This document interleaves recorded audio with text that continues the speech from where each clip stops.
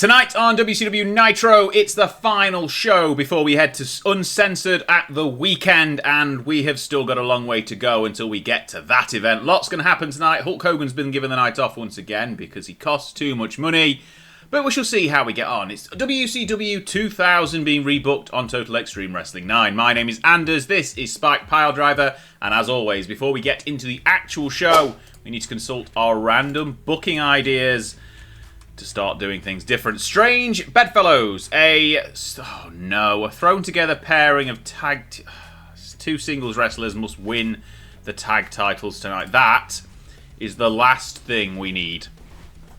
This is the last thing we need. Okay, we have got the champions currently in a tag team match. We've done this before. We have. Okay, it's not going to be against Chavo and Jamie Noble. Okay, fine. Faces who have not been booked tonight. Who have we got that's any good? I mean, do we just... Oh, no. Yeah, right. Kurt Hennig. Have we got any chemistry with him? Who's he just with Jeff Jarrett when fighting? Okay. I mean, do we just drop in Hennig and Rhodes just to steal the tag titles, potentially? Yeah, we'll do that. Do that. Hennig, Rhodes, there. Save that. Rename. Tag titles on the line. Add a couple of minutes onto the match, and then change this. We are gonna have. We've had Dustin Rhodes win titles through no fault of his own twice now in this save. But Kurt Hennig can win that. After there's gonna be some distraction on the outside as Perry Saturn gets distracted by Booker T. This is hampering Booker's chances of winning the tag titles back, though, because he's supposed to be facing the Revolution at the weekend. But we'll do that. So Perry gets distracted by Booker T, and then Perry loses the fall. Okay. Fantastic. New champions. Wonderful, right? How do we get around that? So we add an angle.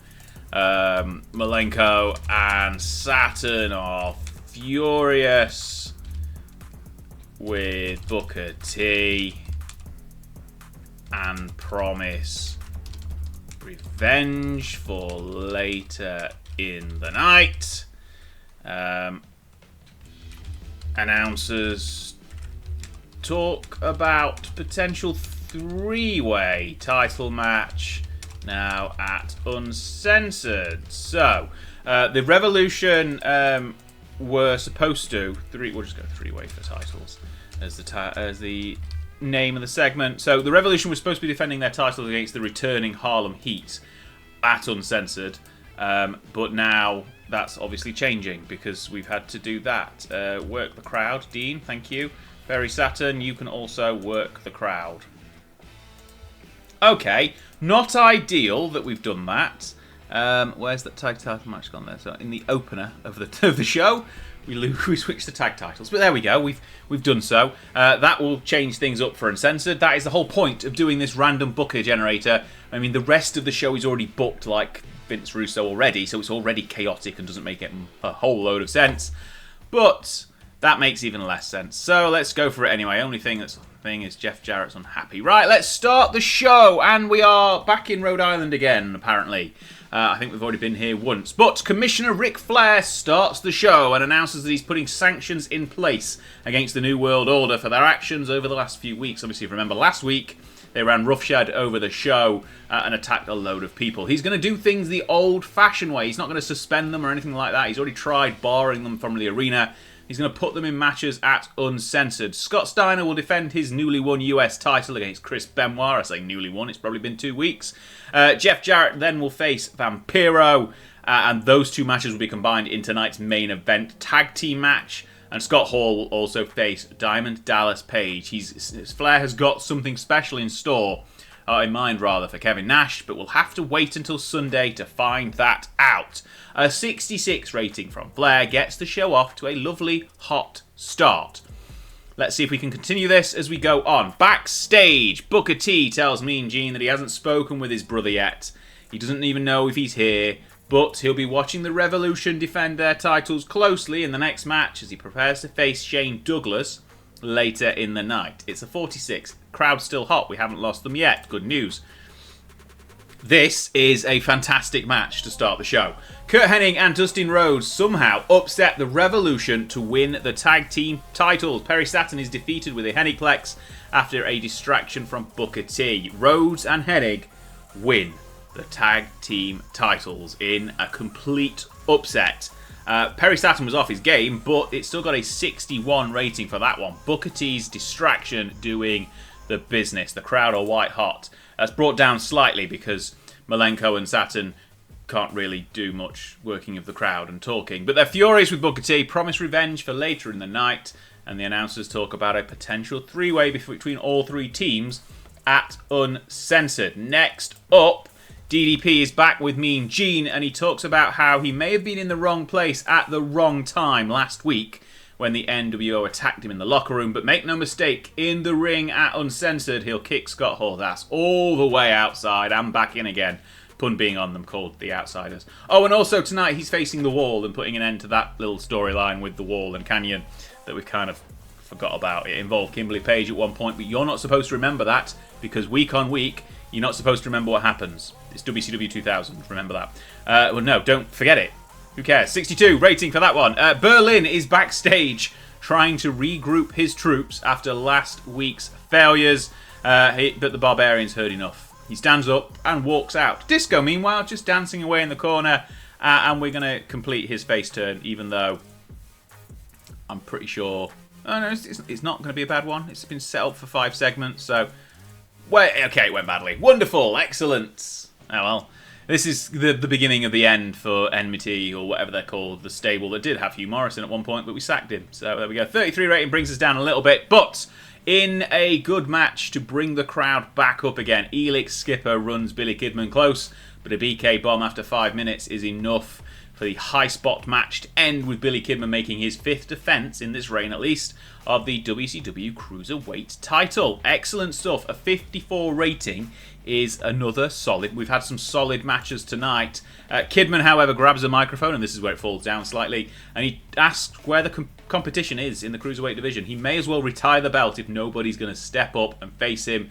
But then his old friend, Rey Mysterio, who should have been accompanied by Stacy Keibler, his new girlfriend, but she wasn't there, makes his way down to the ring and tells Kidman that he's been allowed to run his mouth for too long, and on Sunday, Uncensored, the talking stops. Obviously, Kidman turned his back on the Filthy Animals and made the group disband back at Sold Out. So there's a bit of history between these pair that will come to the fore on Sunday, apparently. Right, next up, Sting is with Mean Gene, and he talks about once again becoming the WCW champion when he beats Hulk Hogan at Uncensored, but the interview is cut short when a deranged Sid Vicious attacks him. Sid launches Sting into a wall and then powerbombs him through a conveniently placed nearby table. Lex Luger and security rush in as Sid is pulled away. EMTs and medical staff rush in and work on Sting as Luger looks pissed. Sid Vicious is dragged away, though, frothing at the mouth because he's wild and a psycho. 54 rating. Expected a little better with those three involved, but never mind. Back to the action. Shane Douglas defends his hardcore title against Booker T and wins it after a Pittsburgh plunge, but there's interference from a debuting Mike Awesome. Obviously, it doesn't say he's debuting because he had a match on Thunder that was taped earlier in the night, but he's debuting here and he destroys Booker T and allows Shane Douglas to defend his hardcore title. A 58 rating for that is pretty darn good. After the bell, Mike Awesome launches Booker across the ring with an awesome bomb. He dove into the ring with a springboard clothesline, just imagine, and then helps Douglas put the boots in. He's Awesome, a new member of the Revolution, potentially. Stevie Ray then runs down to the ring to return and save his brother, but Awesome overpowers them both. The numbers advantage pays dividends as Saturn, Malenko and Kidman all join in.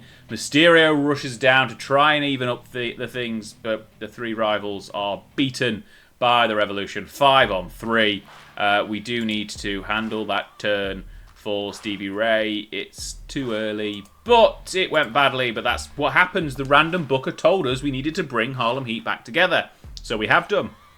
It didn't go down very well, and it's hampered Booker T's singles push. He was slated to face Scott Steiner for the US title at Uncensored, but that's not happening. Billy Kidman performed poorly in this segment. Still a 52 though, still got the crowd very hot. Moving on, David Flair and Daphne sneaking around the arena. They've snuck in, obviously. David Flair lost a Losers Leaves Town match to Rey Mysterio a couple of weeks ago, but he's not been disappearing. They bump into Norman Smiley, who's clearly hiding from something or someone, or his own shadow, who knows. Smiley and Daphne take one look at each other and both scream. David Flair covers his ears and runs away. This is just a little bit of comedy to provide a little bit of brevity for the evening. It's a 34 and the crowd is still very hot at the end of it, so it's not doing anything poorly there. Obviously, Norman Smiley's good at comic relief. Okay, we go back to Mean Gene, who has got Bam Bam Bigelow with him now, and he tells him that the Madness Inc. was doomed from the start. Mainly because of Randy Savage's ego and inability to lead, and the fact that the random booker made us do it. Sorry. Bam Bam Bigelow wants to prove that the lack of success had nothing to do with him, and he challenges Savage to a match at Uncensored. Potential face turn was hinted, and we're going to handle that change. It's been happening for 4 segments, turning face, and it was a complete success. Finally a turn that happens and isn't completely a failure. Excellent. It only got a 32 rating, but the fact that it was a successful turn is good enough for me. Then we go to the Outsiders making light work of the Armstrongs in under 2 minutes. Scott Armstrong being pinned with the Outsiders edge. 54 rating. Again, another solid match here. Outsiders putting in a lazy performance, probably because, whatever. Scott Hall's in poor form still. Never mind. Hopefully he'll get out of that at some point soon. But a 54 rating is good. Then we get an excellent angle to drag things up a little bit. We're finally getting a handle at angles now. Nash grabs a microphone and tells Flair that he can do whatever he wants to do, because at the end of the day, the NWO is for life. And they'll run Nitro for a lot longer than Old Man Flair. Hall then conducts a survey and declares that we are an NWO country, and whatever DDP thinks is going to happen at Uncensored, he's wrong. And he warns him not to walk too close to the Razor's edge, or the Outsider's edge, whatever pun you want to use there. He's got a hot new catchphrase though, and that's the best I can come up with. 68 rating for this one is another great segment of the crowd. Very hot. This might be the hottest the crowd have been throughout the whole show. We go backstage as Lex Luger barges into Ric Flair's office and tells him that Sting isn't cleared for Uncensored after Sid's attack. He's broken his ribs and the doctor said he can't compete for the title. Flair takes a second, has a think, and then has a plan and tells Lex to get himself to the ring right now. He's going to face Sid Vicious, and the winner will get that title shot at Uncensored that Sting won last week after already having one. It's been a bit chaotic. It's WCW. Flair tells Luger to make sure that Sid pays for what he has done. Another 58 rating. That's not bad at all. Excellent. Right, we're going to go straight into that match, which isn't our main event, but it does have main event implications for Uncensored. Sting still injured, by the way. Right, fantastic heat and decent wrestling. This one gets a 63. We should have put this as the main event. I thought it would bomb. But Lex Luger defeats Sid Vicious clean with a torture rack. Wow. Okay, Sid's still got that groundswell of public support, but Lex Luger is on the train to the top. He is facing Hulk Hogan for the WCW title at Uncensored. Potentially. I mean, it might change before we get there, but there we go. Excellent. 63. After the match, Sid's fuming. He storms backstage, gets in the face of Flair, and Flair tells him that he's been more than fair by giving Sid an opportunity after what he did to Sting earlier in the night. So he calls security over, and Sid is escorted from the building before he can make any more bad choices. 58. We are on a strong show. If the last 2 matches don't bomb, we could be on for our best Nitro. Speaking of bombing, DDP defeats The Wall in 4 minutes with a diamond cutter. Simple. The Wall just isn't good enough to keep up with DDP. Only gets a 49 overall, but DDP's now out of that little angle with Canyon, Kim, and The Wall. He then celebrates his victory after finally climbing over the wall, pun intended. But the Outsiders don't let him do so for long, as Hall and Nash sneak in behind and beat him up. Nash is still foreshadowing a potential face turn. I don't know whether we're going to go through with it or not at any point. Page attempts a comeback but suffers an Outsider's edge for his trouble. 55. Outsiders standing tall. By the way, I've got no idea what I'm going to do with Nash at the pay-per-view. Flair said he's got something in mind. But truthfully, we're just going to book it on the fly and hope for the best. 55, as I said. But moving forward, excellent. This is why it was the main event. Vampiro and Benoit defeat Jarrett and Steiner in under 8 minutes after Scott Hall runs in and attacks Vampiro. DQ victory is still a victory. Chris Benoit carried the match in terms of in-ring performance, but everyone else put in a really solid performance, and we get a 68 overall for our main event, which is actually pretty good. But yeah, the NWO lose by DQ, which is what Jarrett wasn't happy about. He's just unhappy every time he loses, no matter what happens. Steiner didn't bat an eyelid, and also didn't phone in his performance, which he has done the last few weeks. Still, good show. End show segment is only a 52, but never mind. The whole of the NWO swarm the ring, leaving Vampiro and Benoit in a 4-on-2 beatdown. But here comes DDP and the new #1 contender once again, Lex Luger. Page and Luger turn up, even the numbers, and the NWO is cleared from the ring. We end the go-home Nitro with Luger standing tall, signaling that he'll be the next WCW champion. Hogan's not even here, but he does have creative control, so who knows what will actually happen on the pay-per-view. But Luger has been built up as much as we can possibly build him up to try and make him a viable threat, and potentially a viable yes, I'll job to him from Hulk, who last time I checked wouldn't even job to Goldberg when I asked him, even though Goldberg's massively over. That's the end of the show though, 52 rating, and we get a 65 for Nitro, which I think is up by about 10 rating points from last week or something daft like that. But the matches actually dragged this one up quite nicely. We only lost popularity in 2 regions, which is probably the least we've done. No injuries, thankfully. Finance-wise, we made some money on the show, but we were going to lose money overall. Popularity recap, only the South-East and the Mid-South saw a drop, which is the first time that, I think, has happened. Everywhere else around the world going up slightly. We're kind of plateauing at the same level everywhere at some point. But there we go. Post-show is done. That's Barry Darso. He's got nothing to do with this show. That's built us up nicely to Uncensored. There's lots of stuff happening. All of it could change between now and then as we just WCW our way through the show. But Hogan against Luger is our scheduled main event. Kevin Kelly apparently getting into arguments with Jeff Hardy. It's a little bit silly of him. Scott Steiner's causing rifts. He's manipulating the locker room against Ric Flair. Berlin. The Wall. Elix Skipper of random selection. Horace Hogan. Randy Savage, Mickey J, the referee, Scott Hall, I mean, that already happened, and Larry Zbyszko, all now arguing with Ric Flair. Wonderful. Wonderful stuff. 5.19 TV rating for Nitro. I'm not sure if that's up or down or in the middle. We'll check that. Let's have a quick look. So, top events. That Nitro there is our joint best Nitro and joint best show. We also had a Thunder up on 65 as well. TV rating-wise, though, it is the best. So I thought it was. I didn't think we'd been in the 5s before. And matches, we've still only got that Benoit Savage match on Nitro that was in the 70s. Everything else, high 60s, is our best. But that one slots in. Even another DQ finish in the top 5. But that just shows you we could potentially have got a higher rating if we had. Title recap, because we've had a new champion. Cruiserweight title still held by Billy Kidman. Shane Douglas is now, well, the hardcore champion for the last 15 days. Is that 50 days there for Kidman? He's he the longest reigning champion. Steiner's US champ for the last 22 days. Hasn't defended it yet. Hogan, 23 days. The WCW champion. And the tag champs for a single day. Hennig and Dustin Rhodes. So, just a 3-week reign for the Revolution after the 3-week reign of Booker T and Rey Mysterio. And the 4-week reign of David Flair and Crowbar. So, well, that just shows you what... Well, we've had 11 weeks on the save. And we're already on our 4th set of tag team champions. Wonderful. Kidman is the longest reigning champion, and that was after La Parka's reign lasted less than a night.